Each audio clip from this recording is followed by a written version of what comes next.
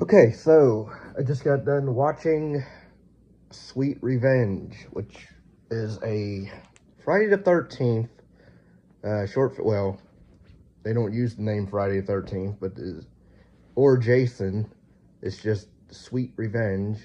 Pretty much part of this um, Jason universe, I guess they want to do now, which apparently this is this is the very first installment of that universe, which and it's only 15 minutes. Yeah, 15 minutes. And, well, 15 or 13, whatever. But it's very short, so, like, you don't know. The characters, I mean, right off the bat, it just starts with this 4-pack of people. They're going off on to this camp, I guess, to hang out for the weekend.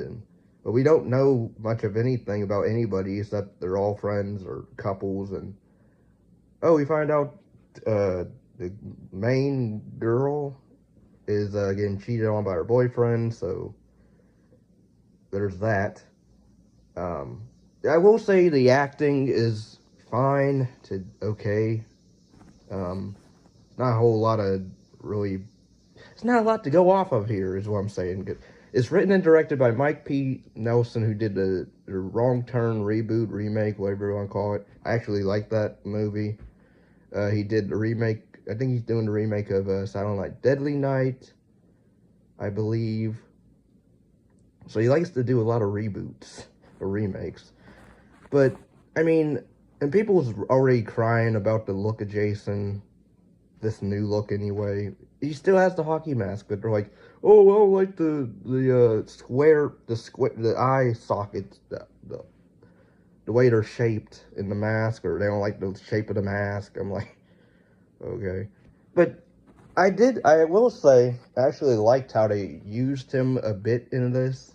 Granted, he's not in it a whole lot, because there's not much to go off of in this one. It's only 13 or 15 minutes long. He's mostly in silhouette or in shadow. You do get shots of the mask, was again very darkly lit, which I actually liked. It made him look more menacing. I think they did that mostly for we don't want people to really see his full mask looking design, even though they do. There is a cool scene where he uses like this boat engine and he cuts a dude's head. A lot of this is either aftermath kills. And, putting this on YouTube, and, seeing what you can get away with and what you can't get away with on YouTube, I thought this was decent. Again, I wish it was longer, because I think I cared about the characters, or the lead girl anyway, because I didn't really care for her character, I guess, arc by the end.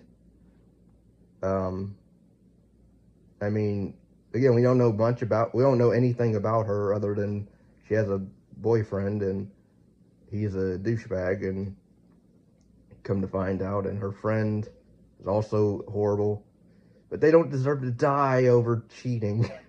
But, and it's not even Jason that kills that chick, I'll just say that. But it's edited fine. Again, really fast paced. We have this one guy, I guess he bought the camp. I forget his name. Ralph. Oh, it's not Ralph. I forget the guy's name, but we have this older guy there. He dies, of course. He's not even the crazy Ralph type either. It's weird, because like he knows, I guess, of Jason, but then it's weird because the guy's like, me and my wife bought this camp or this section of the whatever, and Jason never bothered them, I guess, until now, with whatever. And then there's this whole thing with the lake. I'll just say it's different. And people probably complain about, oh, the franchise jumped the shark at Jason Goes to Hell and Jason X. No, I think although I believe there is a comic where it's not Jason that's it's Crystal Lake, but it's not Jason. Technically, it's killing people in the comic. I forget what the name of the comic was, but it was interesting because it wasn't anything to do with Friday the 13th. It was part of that, but it was a different iteration of the idea of Camp Crystal Lake forces at dark forces at work, or the camp is actually cursed in the comic.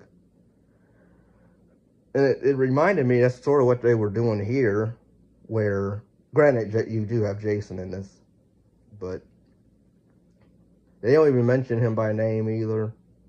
The older guy doesn't. He doesn't go over any history. He just mentions there was revenge and betrayal or whatever. So that was what that was. There's no mention of Pamela or anything.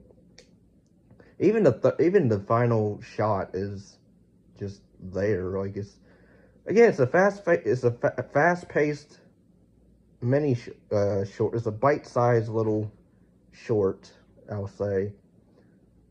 But I mean, Jason is physical in this. His physicality is good. The guy that plays Jason, I don't know his name, but I know he did decent for what he had to do.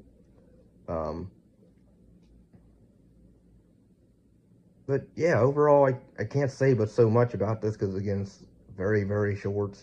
And there's I mean, I would say I watched this over the Never Hike Alone. Granted, those have more kills in them, but I thought those were just overrated as F.